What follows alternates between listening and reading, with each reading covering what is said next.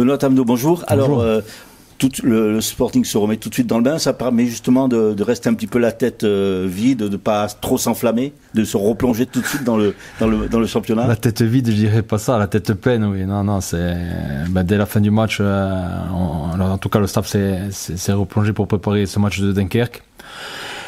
Voilà, bien sûr, on a apprécié le moment parce que c'était une belle soirée pour tout le monde. Mais à nous de faire une belle semaine maintenant, et ça commence par le match de demain à Dunkerque. Nous avons posé la question à votre joueur qui vous précédait.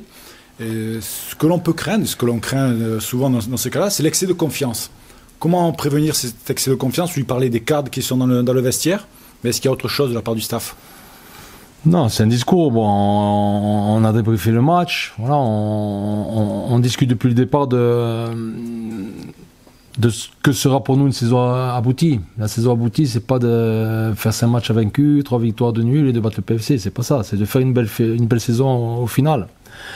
Et les bonnes équipes, c'est les équipes capables de répéter les prestations à intervalles plus courts. Là, c'est le cas.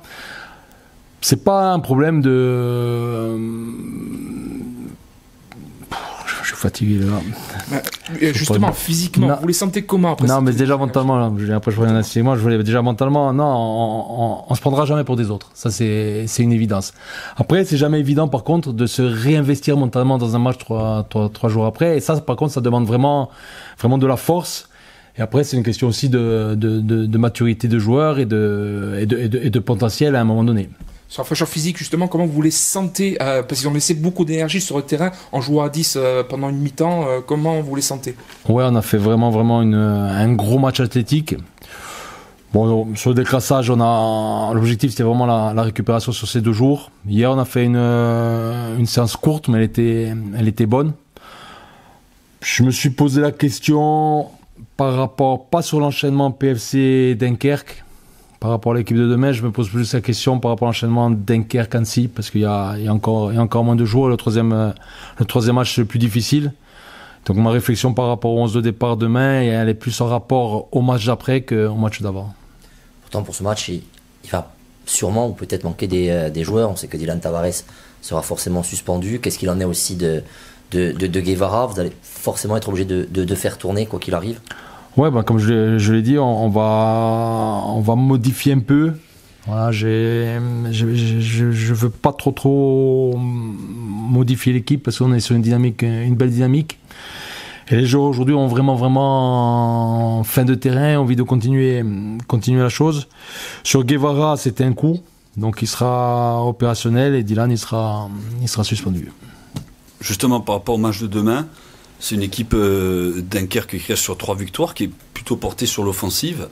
Est-ce que vous seriez tenté peut-être de redémarrer avec ce schéma tactique qui vous a réussi contre Paris pour bloquer peut-être les ailes ou les allants offensifs de Dunkerque demain?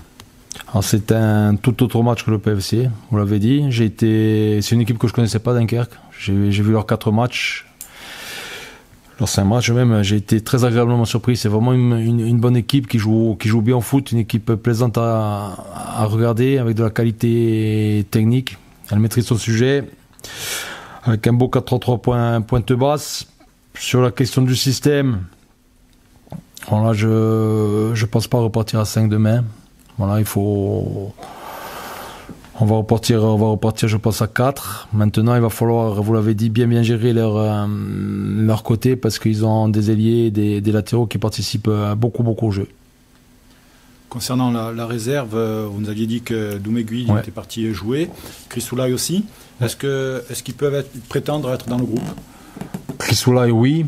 Doumé, ça s'est très bien passé. Voilà, Manu en a été content et il a fait, je crois, 55 minutes, 60 minutes. Ça s'est très bien passé. Maintenant, Doumé, il a un peu besoin d'autres matchs avant de lancer dans le gros bain. L'idée, c'est quoi avec Doumé? C'est samedi matin, on va refaire une opposition. La Nationale 3 ne joue pas, on va faire une opposition avec les joueurs qui ont pas joué à l'IGESA. Ça va lui permettre d'avoir un peu de temps de jeu sur pelouse.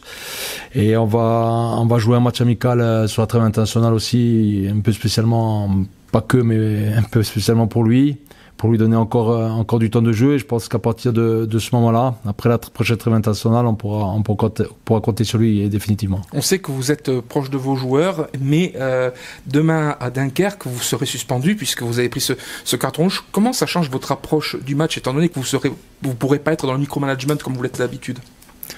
Ouais, ça m'a contrarié là, ce carton rouge, il m'a contrarié. Après, j'ai pas à être là où je suis.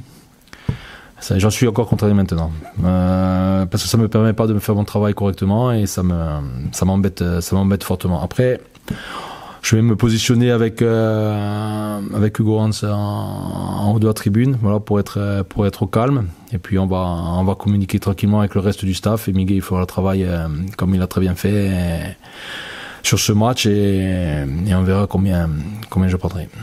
Est-ce que vous pensez que vous allez être attendu maintenant sur les terrains? Vous avez ce costume de leader, d'équipe invaincue. Est-ce que ça peut changer la perception des autres équipes selon vous? Sûrement. Après, moi, je me pose pas cette question. Hein.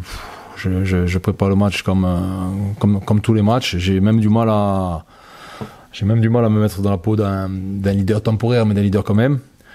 Non, je pense que Dunkerque est sur une très bonne dynamique aussi. Donc ils ont vu notre match, ils ont vu nos derniers matchs, ils connaissent nos qualités, ils connaissent aussi nos défauts. Voilà, à nous de continuer la belle série. Hein, voilà, l'objectif c'est vraiment de faire une très bonne semaine. C'est vraiment l'objectif parce que quand on réussit des séries comme ça, voilà, c'est quand même une série de 5 matchs. Ça arrive pas tous les mois, ça arrive pas tous les 3 mois, des fois ça arrive pas dans une saison. Donc il faut pousser au plus loin la série. Voilà. Et ça, pour pousser au plus loin la série, il faut faire des matchs pleins. Metz, c'était une très belle pelouse. Le Vélodrome aussi, c'était une très belle pelouse. Ouais. Dunkerque aussi, ça a l'air d'être une très belle pelouse. Est-ce que c'est important pour votre jeu? Ouais, comme toutes les équipes, les équipes elles préfèrent jouer sur des bonnes pelouses. Après, la nôtre, là, moi, il faut quand même rendre hommage au jardinier parce que elle était dans un état pas possible pour différentes raisons au cours de l'été. Il a quand même réussi à rattraper le coup. Voilà, on va faire Annecy avec celle-là et puis après il va y avoir un travail qui va être fait dessus et j'espère qu'on retrouvera une meilleure pelouse à la sortie des travaux. Un mot aussi sur les jeunes, entre guillemets, que sont Tommy, que sont Roncaille, des joueurs notamment pour Anthony Roncaille qui avaient été très utilisés la saison dernière. On a vu que leur rentrée, elle a fait du bien aussi au Sporting dans le match. Comment on gère justement ces jeunes joueurs corses qui, pour Anthony Roncaille, avaient un gros rôle la saison dernière et qui sont des joueurs qui sont capables de sortir du banc aujourd'hui? Moi, j'ai insisté après le match et puis j'ai insisté sur mon retour de match avec eux sur l'importance des rentrants. C'est très très important. On fait pas une bonne saison avec 11 joueurs. On fait une bonne saison avec un groupe de 20 joueurs, 25 joueurs, avec tout un club, je l'ai déjà dit, avec tout un staff, avec tout un public. C'est ça qui fait les bonnes saisons. Anto, moi j'ai eu une discussion dans la semaine avec lui. Voilà, je lui dis qu'il s'accroche. C'est un garçon de mentalité, c'est un garçon qui a montré qu'on pouvait compter sur lui. J'avais décidé de jouer à 3 défenseurs centraux, mais avec un rôle et un profil différent, parce que c'était Zakaris. Maintenant, la saison est longue et tout le monde aura sa carte à jouer. Et la bonne saison, elle passe par des comportements et des attitudes comme celle d'Anthony et de Félix, notamment.